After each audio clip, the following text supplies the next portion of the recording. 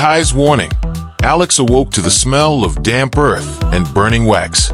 His body ached, his head throbbed, and for several moments he couldn't place where he was. The room was bathed in a flickering orange light, the shadows of candle flames dancing across the rough stone walls. The oppressive chill was gone, replaced by a humid warmth that clung to his skin. He tried to sit up, but stopped as a sharp pain lanced through his temple.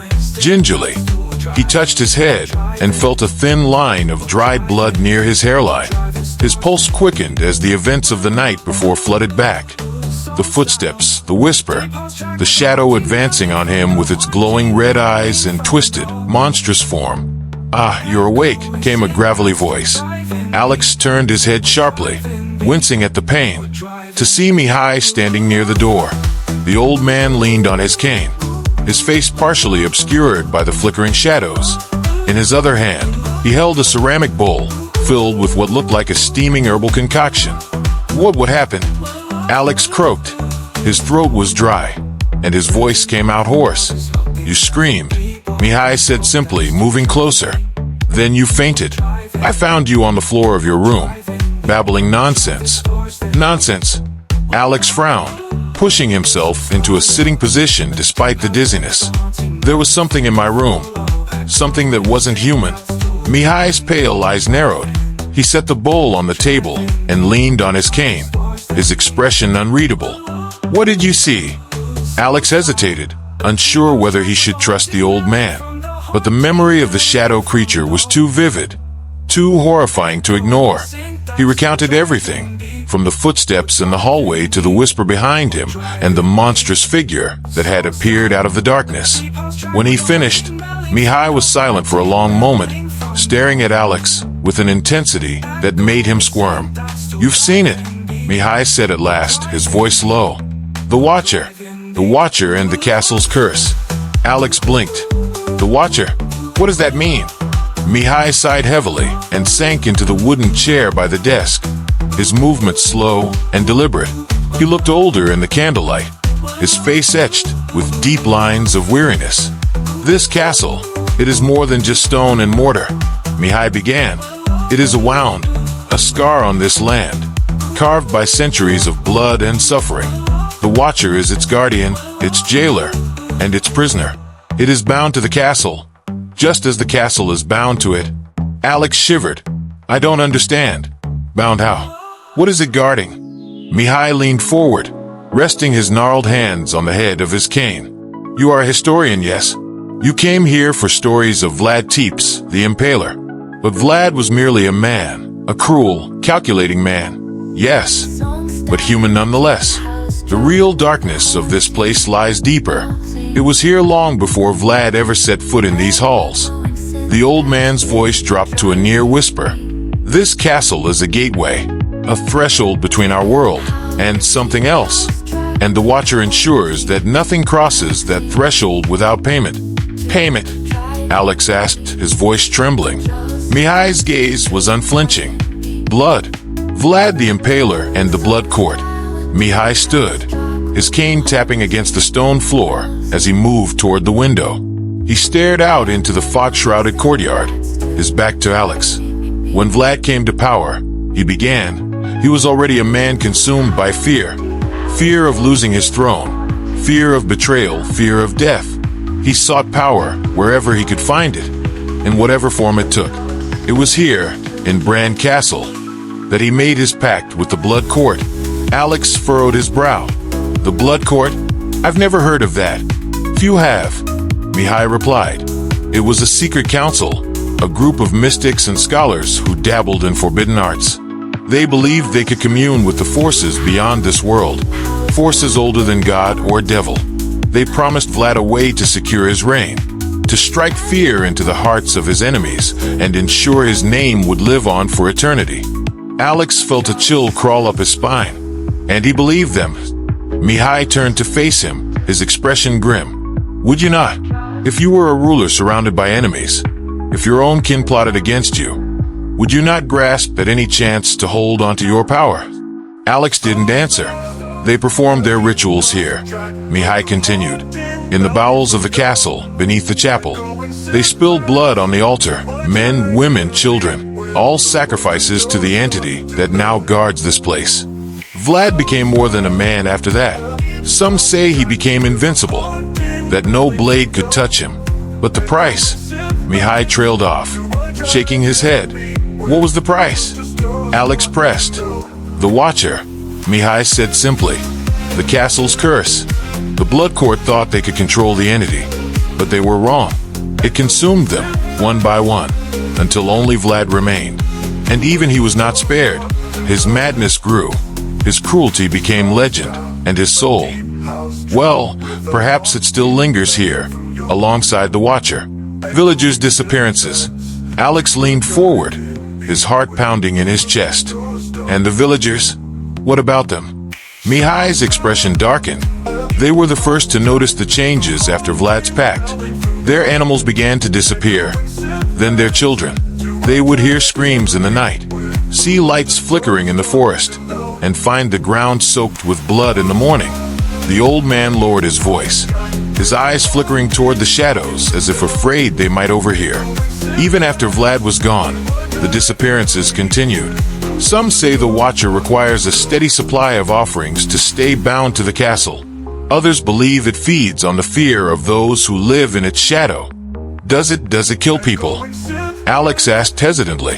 Mihai's laugh was humorless. Kill? No. Death would be a mercy. The Watcher takes what it wants. Those it touches are never seen again. Not in any form we would recognize, at least. A final warning. Alex felt a wave of nausea. Why would anyone stay here? Why haven't they abandoned the village? Mihai shrugged. The land is all they know.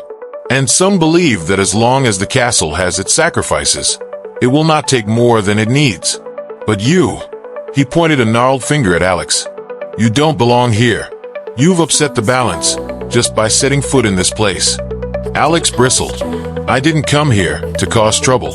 I came to learn, to uncover the truth. The truth, Mihai snapped, his voice rising. The truth is that this castle is a tomb, a wound, and a prison all at once. Those who dig too deep into its secrets never leave the same. If they leave at all.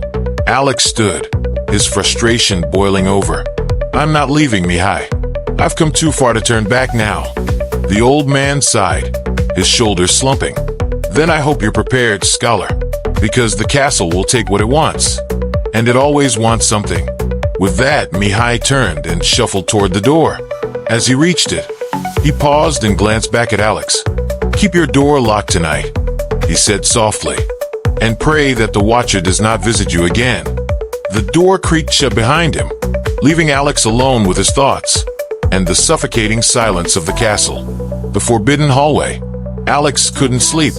Mihai's warnings had seeped into his thoughts like poison, twisting into vivid, half-formed nightmares whenever he closed his eyes. The words echoed in his mind. The castle will take what it wants, and it always wants something. Restless, he lit the candle on his desk and sat staring at its flickering flame. The air in his chamber was heavy, as though the walls themselves were pressing inward. Every so often, he caught faint noises drifting through the castle. The distant creak of wood, a soft shuffle of footsteps, and, most unsettling of all, the faint sound of weeping. He told himself it was the wind, or perhaps Mihai moving about the castle. But deep down, he knew better. The lure of the hallway. His thoughts kept returning to Mihai's warning earlier that day, especially the part about the forbidden hallway. During their conversation, Mihai had gestured toward a passage on the first floor, flanked by two ancient suits of armor. Stay away from there, Mihai had said, his voice low and firm. No good will come of it. Alex had pressed for an explanation, but the old man refused to elaborate, muttering something about ancient evil and locked doors for a reason. Now, sitting in his dimly lit chamber, Alex found his curiosity impossible to ignore. Mihai's cryptic warnings had only fueled his resolve. He needed to know what was hidden in the depths of Bran Castle. After a moment's hesitation, Alex stood, grabbed his flashlight, and pushed open the door to his room. The hallway outside was silent, bathed in deep shadows that seemed to move with the flickering of his light. He hesitated, listening for any sign of Mihai's presence. but the old man was nowhere to be seen. Approaching the hallway, the castle's corridors were a labyrinth of twisting passages and abrupt turns. Alex made his way carefully, his flashlight casting long, eerie shadows that danced across the stone walls. The air grew colder as he descended to the first floor, the faint scent of mildew and something metallic filling his nostrils. When he turned the corner, the forbidden hallway came into view. It was even more imposing than he remembered. Two rusting suits of armor flanked the entrance, their visors lowered as if in eternal vigil. The hallway beyond was narrow and dark, the stone walls covered in damp moss. At the far end, Alex could just make out a heavy iron door, its surface scarred with deep scratches. He hesitated, his flashlight beam flickering slightly. A strange sensation washed over him, a prickling on the back of his neck, as though unseen eyes were watching. He spun around, but the hallway behind him was empty. Gathering his courage, Alex stepped forward. The door and its warning. The air grew colder with every step, and Alex felt a knot of unease tightening in his chest. The weeping sound grew louder, echoing faintly off the stone walls. It wasn't constant. It came in broken sobs, as though whoever, or whatever, was crying was trying to stifle the sound. He reached the door. Up close, it was even more foreboding than it had appeared from a distance. The iron surface was pitted with rust and scarred with deep grooves, as though claws had raked against it. A thick chain was wrapped tightly around the handles, secured with an ancient, heavy lock. Alex shone his flashlight on the lock, his breath catching in his throat. An engraving was etched into the metal, the letters faint but unmistakable. "Those who enter, do not leave." His mouth went dry. The words carried a weight, a sense of finality that made him hesitate. But his curiosity was stronger than his fear. He ran his fingers over the grooves in the door, wondering what could have made them. The feeling of being watched, the sense of being watched returned, stronger this time. Alex felt his skin crawl, his body tensing involuntarily. He turned his flashlight toward the suits of armor at the entrance to the hallway. For a moment, he could have sworn one of the visors had shifted, angling slightly toward him. "Stop it," he muttered to himself, shaking his head. "You're imagining things." Still, he couldn't shake the feeling that he wasn't alone. The weeping had stopped now, replaced by a deep, oppressive silence. It was as if the castle itself was holding its breath, waiting for something to happen. Alex turned his attention back to the lock. It was ancient, its surface pitted with age, but it looked sturdy. He tugged on the chain experimentally, but it didn't budge. Frustrated, he shone his flashlight along the edges of the door, searching for a way to force it open. That was when he saw the scratches. The scratches on the door. They were faint at first, barely visible in the dim light. But as Alex moved closer, he realized they covered the entire surface of the door. Deep, jagged gouges ran vertically and diagonally, as though something had clawed at the iron in desperation. The grooves were uneven, almost frenzied, and Alex couldn't help but wonder what kind of creature could leave such marks. They didn't look like the work of any animal he knew. There was an intelligence, a purpose, to the patterns. His stomach turned as he noticed something else. A faint outline of handprints among the scratches. Human handprints. He stepped back, his breath quickening. The weeping sound returned, louder now, as if it were coming from directly behind the door. The voice in the shadows. Alex froze. The weeping wasn't just a sound, it was a voice. A woman's voice. Faint and distorted, but unmistakable. "Help me." The words were barely audible, carried on a breath of cold air that seemed to seep through the cracks in the door. Alex's rational mind told him it was impossible, that no one could be behind that door. But another part of him, deeper and more primal, believed it. He pressed his ear to the door, his heart hammering in his chest. "Who's there?" he whispered. The voice came again, clearer this time. "Please help me." The desperation in the voice was palpable, and Alex felt a pang of guilt. Whoever it was, they sounded terrified, trapped. He stepped back, his hands shaking. I can't," he said, his voice trembling. The door's locked. The voice didn't answer, but the weeping continued. rising in pitch until it became a wail. Alex clapped his hands over his ears, the sound unbearable, almost inhuman. The darkness moves. Suddenly, the flashlight flickered and went out, plunging the hallway into complete darkness. "Damn it," Alex muttered, fumbling with the flashlight. He slapped it against his palm, but the beam refused to return. The air grew colder, the silence heavier, and then he felt it, a presence behind him.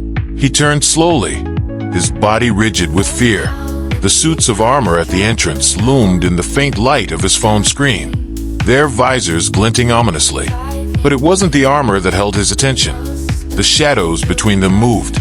At first, it was subtle, a ripple in the darkness, a faint shift that could easily have been his imagination. But then it grew, the shadows coalescing into a shape, a figure. It was tall, impossibly thin, its limbs elongated and wrong. Its face was obscured, but Alex could feel its eyes on him, cold and unrelenting. The voice from behind the door rose again, a piercing scream that seemed to shake the very walls of the castle. The figure in the shadows began to move toward him, its steps slow and deliberate. Alex stumbled back, his flashlight clattering to the floor. He turned and ran, the scream echoing in his ears as he fled the forbidden hallway. Return to safety.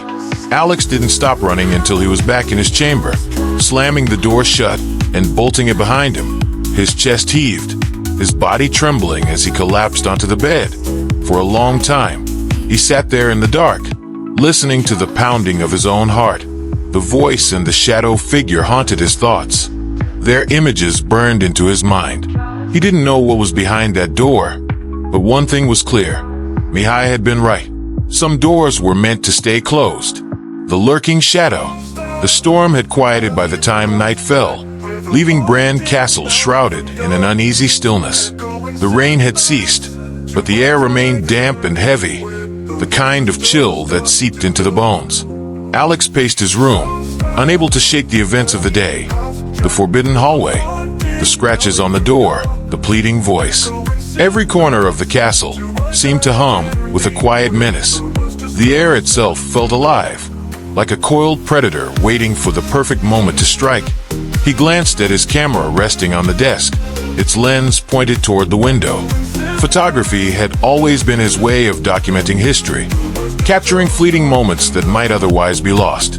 Tonight, it felt like a lifeline, a way to anchor himself to the real world. But something about the courtyard outside drew his attention. He couldn't explain why, but he felt a strange compulsion to look out the window, as though the darkness itself was calling to him. The first glimpse, Alex crossed to the window and pulled back the heavy velvet curtain.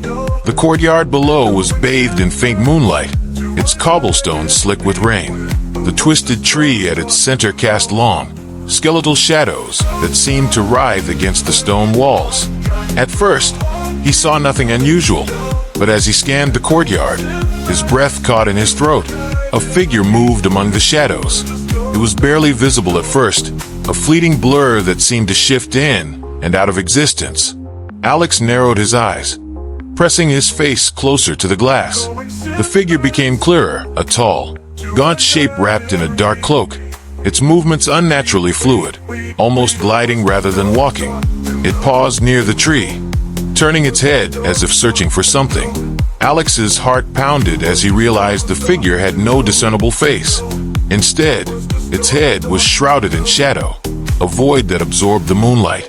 His first instinct was to recoil, to step back from the window and hide, but his curiosity overpowered his fear. He reached for his camera, fumbling to adjust the settings.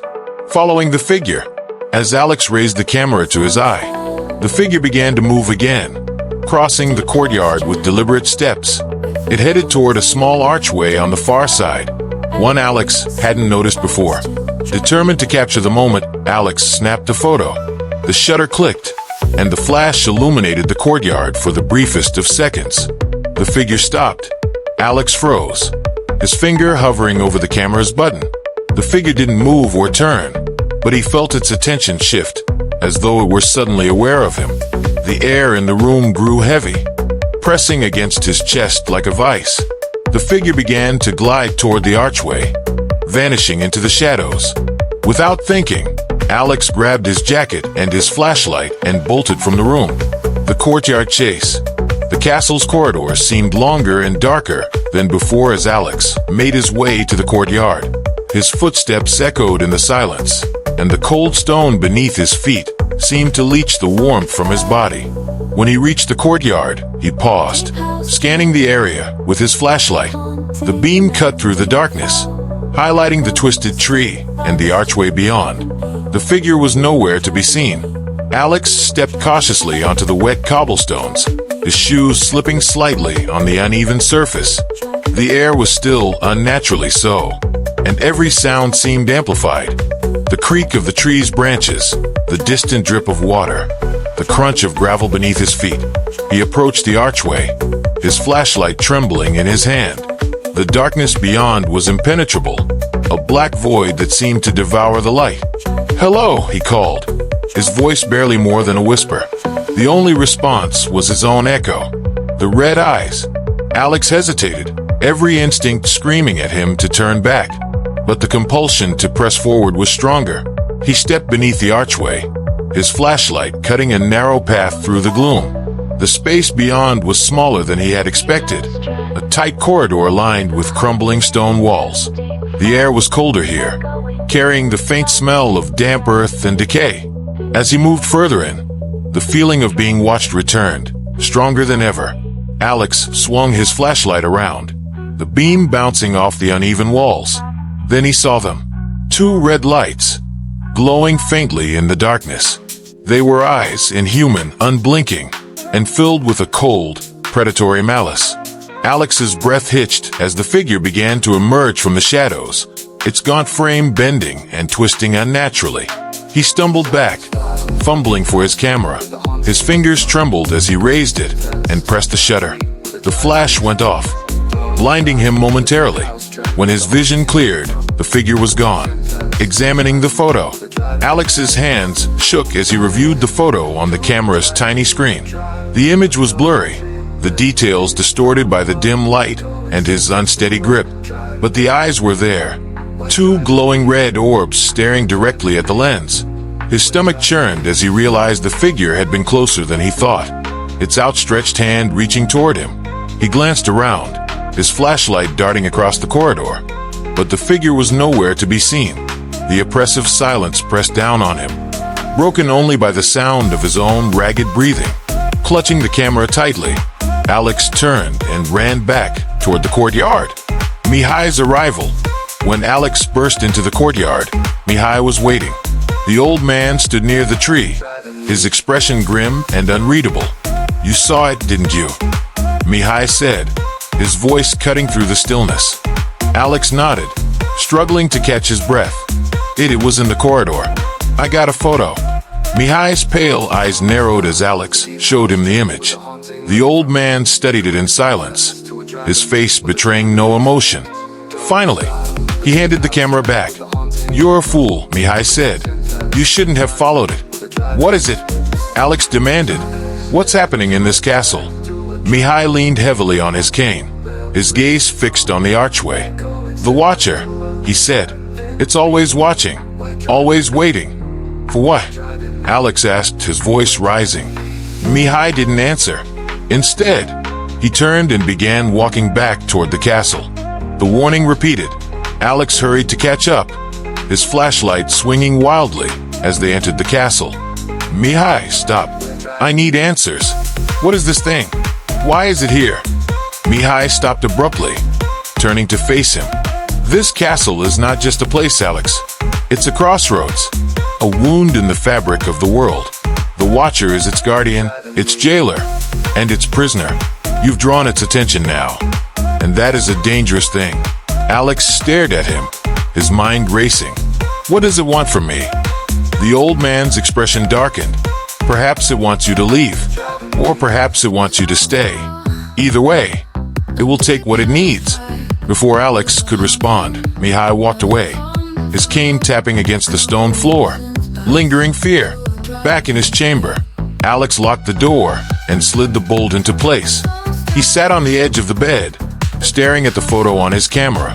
The red eyes seemed to glow even in the image, their malevolent gaze piercing through the screen. Sleep was impossible. Every creak of the castle, every whisper of wind sent his heart racing. He kept the camera close, as though the act of holding it would keep him tethered to reality. But deep down, he knew Mihai was right. The Watcher had noticed him now, and it would not forget.